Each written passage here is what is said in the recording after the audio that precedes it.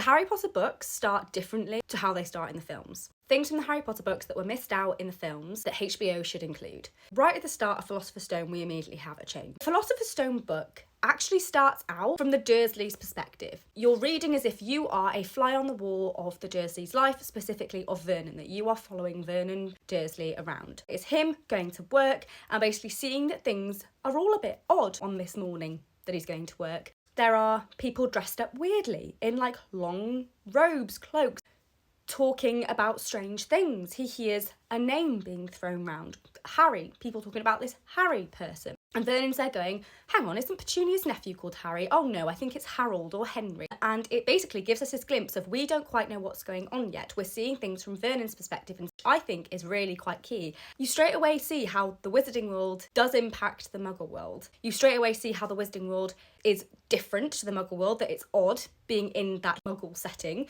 But you see that it does link. The Wizarding World is its own thing, but the Muggle world still exists. I just think it's quite a good setup. But it's quite jarring because you're seeing things from like a normal world perspective, and then you've got these strange characters, and you're instantly, when you're reading, intrigued, like, who are these people? This is odd. And it means as well at the start, you straight away get a glimpse into the Dursleys' lives and see how they are by actually watching them, not just seeing how they are through Harry's perspective. You hear what Vernon's thinking. You straight away see what he's like. Later on that day, he goes home and he talks to Petunia and goes, because he's still thinking about all the strangeness that you just saw that day and people talking about this person called Harry. Vernon goes and asks Petunia, what's your nephew called again? It basically talks about that part of her life that she ignores, about her sister, about Harry, and therefore alluding to the Wizarding World. They basically pretend the Wizarding World doesn't exist, and Vernon's here asking, seeing Petunia's reaction that moment and her not wanting to talk about it and all of that, straight away gives us quite an insight into the Dursleys' lives, and we're seeing it for ourselves. I just think this is actually a really good way of starting it, and the way it starts in the films is great and probably was necessary to get straight to the point, give us the full context with time constraints and everything.